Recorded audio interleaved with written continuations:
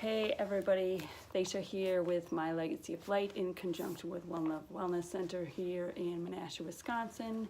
Coming to you live for one of my 365 days from my heart to yours. And someone was asking about spiritual relationship advice, and I know I did one section from if the Buddha dated.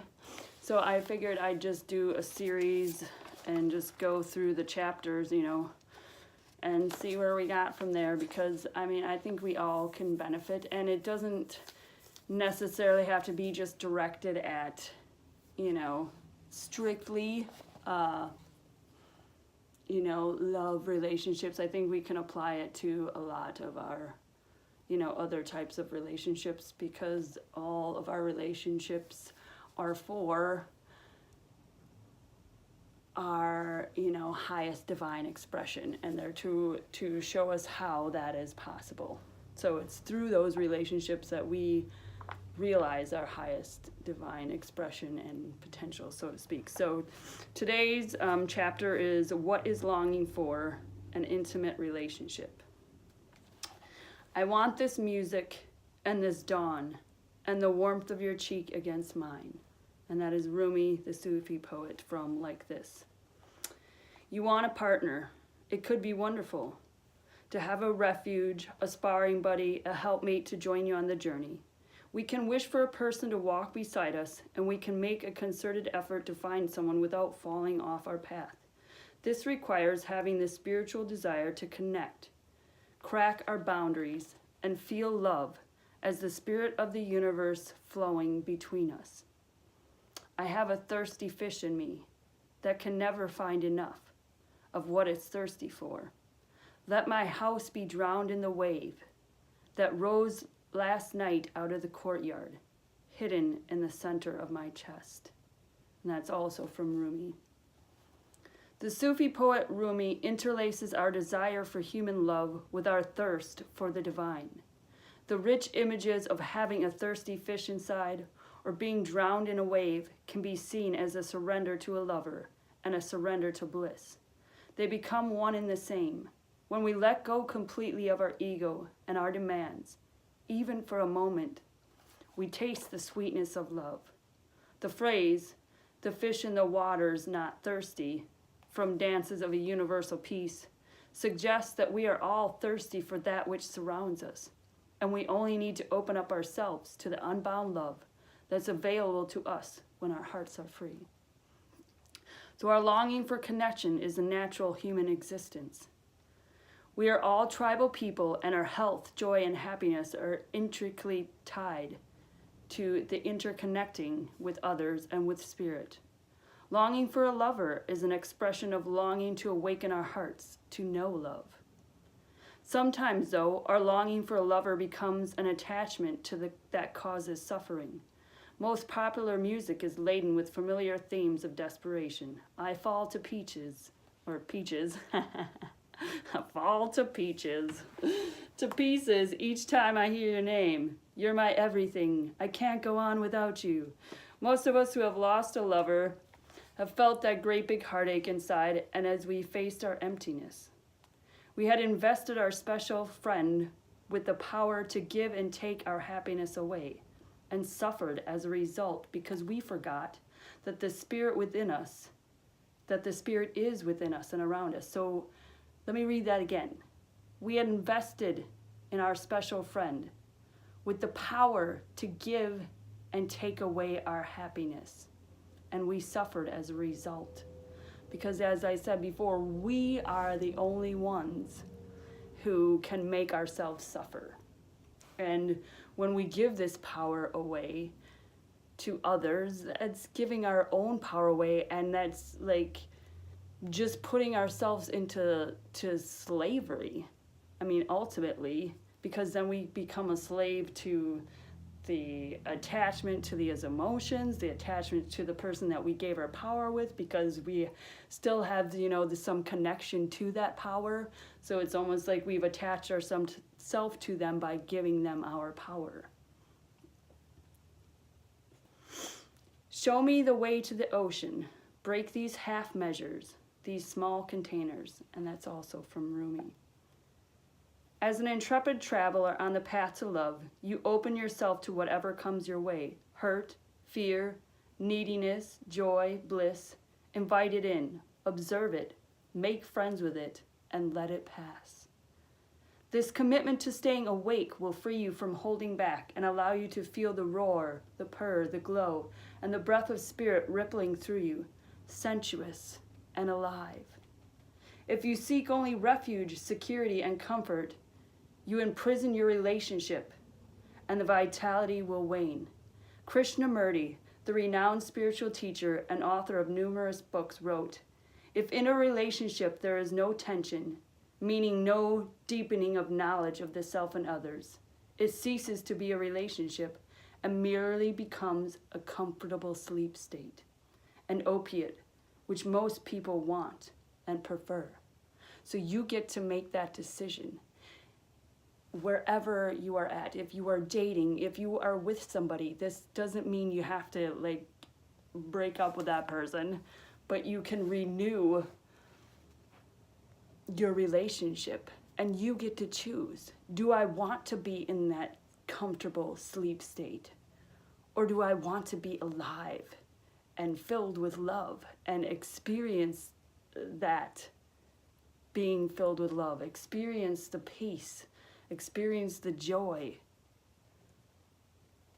Our longing is also our desire to be known completely. Imagine having your beloved look tenderly in your eyes, knowing all your secrets, having seen you be crabby and sweet and selfish and generous, and still truly loving you. Imagine being able to do the same. That is the potential of a conscious relationship. To be able to see a person with all that they are, the good, the bad, the ugly, the disgusting, and say, you know what? I love you. Because when you do that for yourself, then you can do that for somebody else. And it is a beautiful gift that not only do you give yourself, you give another part of you, another part of the whole, this beautiful gift, and say, it doesn't matter. I accept you. And there's I believe it's an African saying that's just like, I see you, or I see through you. It's one of the two. But it's them saying, I see what you are. And I love you. I see you. And that's what this, advice can help you do, is look not only at yourself, but the relationships around you, your friends, your lover. Maybe you're not dating. This can help you to assess, all the things about yourself before you start dating. And that you can allow the other person to just be who they are, instead of, we get into these relationships because we have expectations, and what they call the honeymoon period wears off, and then you start, well, I don't like this. I don't really care for that. Oh, I didn't know you did that. And I didn't know you did that. Oh. Or, we just hold it in, and then we hold resentment for the other person just being themselves. And at some point, this is what dating is for, deciding, making your informed choice. Do I want to be with this person? And if you don't, that is totally fine. It doesn't have to end in, insanity. Like, you don't have to totally hate the person to be able to break up with them and say, you know what, we're going different directions, and that's okay. That is okay. There's things that you don't need to accept necessarily, if they're obviously, is, abuse in any way.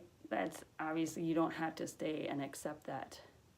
But even if it's just something that you're like, you know what, I don't think that I'm going to be able to deal with this in the long run. If you've looked in yourself, and you know what, you at any moment, we all have the choice to be like, nope,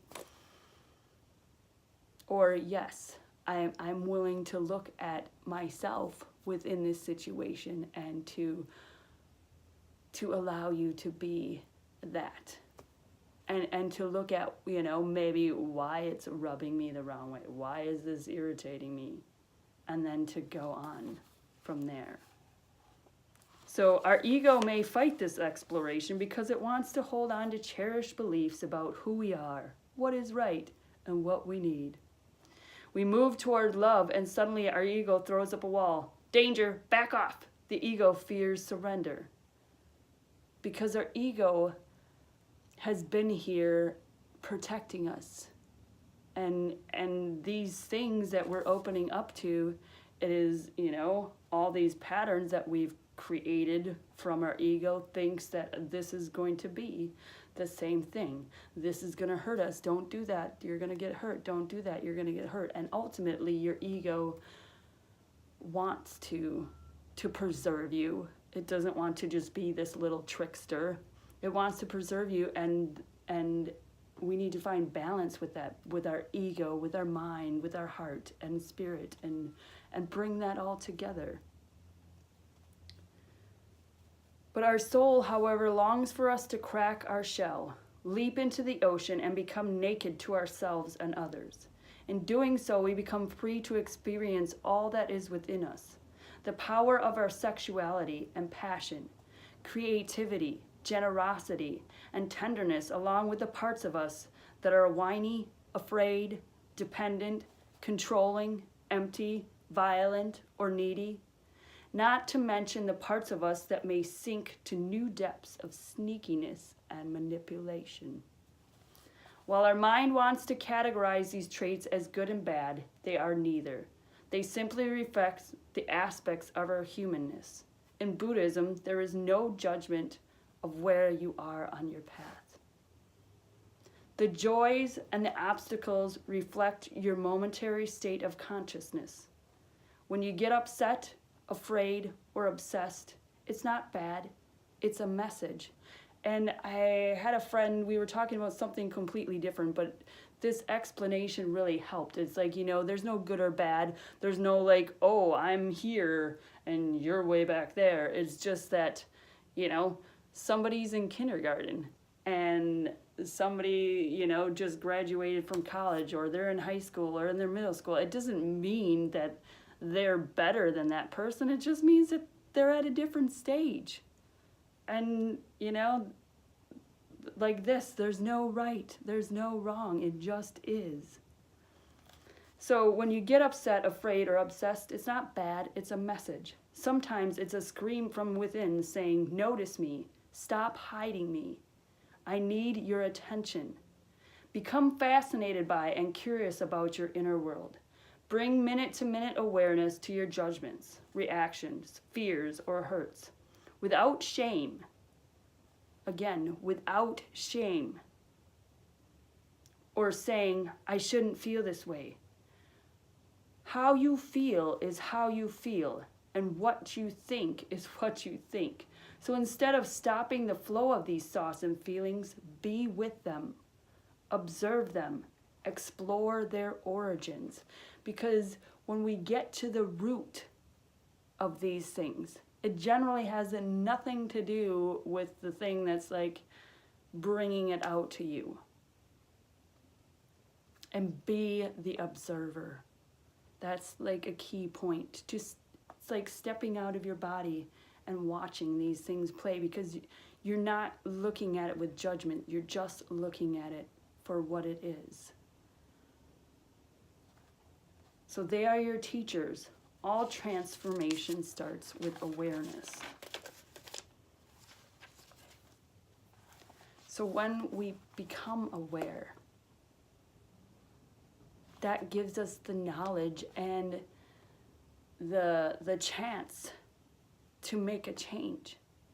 We can stay in that spot, or we can choose a different spot. At any moment, we get to decide how we are bringing our divine expression to the world.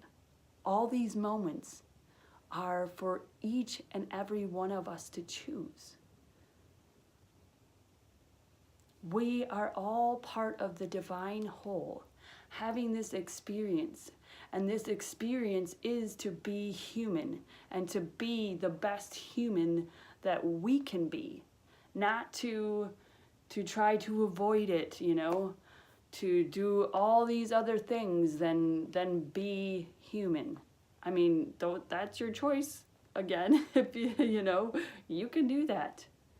But if you want to explore your greatest divine expression, then it is through experiencing life, and experiencing life through all of your relationships.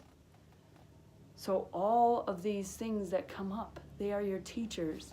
They're saying, hey, I'm here. Like, maybe you don't remember. Maybe you've ignored me. Maybe you've tried to push me down and pretend that I'm not there, but I'm here. And when stuff comes up, it's because you are ready. It is your divine expression saying you're ready to deal with this and look at it. If you choose, here it is. And then you just look at that thing and you observe it. And you don't pass judgment on it, because it just is. There's all these possibilities, infinite possibilities that made this what it is. And it's not good or bad. It just is. And we can be that observer, and we can look at it and be like, oh, I understand it now. Like, thank you. Thank you for coming up. Thank you for making me feel irritated and making me feel annoyed, because I can look deeper within. And if we make a conscious effort to always go within, that is going to transform every relationship that we have. Because when we can deal with ourselves, when we can deal with everything in ourselves, we can deal with anything else. Anything and everything. And you know, slowly it becomes less difficult. And, you know, sometimes you can, because of things that you've learned about yourself, you see other people react in similar ways, and you can have compassion for them, because you're like, oh, I remember feeling like that. And it wasn't, you know, directed at me. It was because I was dealing with this situation. And we can give each other a little bit compassion, and who doesn't want that? And who doesn't want that in a partner, in a relationship? So the first step is to, you know, have compassion and look within and be guided by ourselves. And then when we are longing for relationships and we let go of these attachments, things will come to fruition.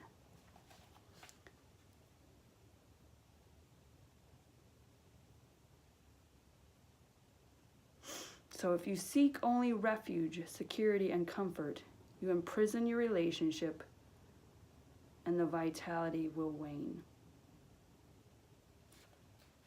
So these relationships are to deepen ourselves, deepening the knowledge of ourselves within that relationship and with the other person or people that we're in, you know, these relationships with, our friendships, our family, our parents, our, you know, our lovers. So if there's no tension, there's no deepening of the knowledge, and it merely becomes a comfortable sleep. And you get to decide, do I want this comfortable sleep, or do I want to literally feel alive with, you know, the energy, the vibration of love, which is ultimately the highest vibration here.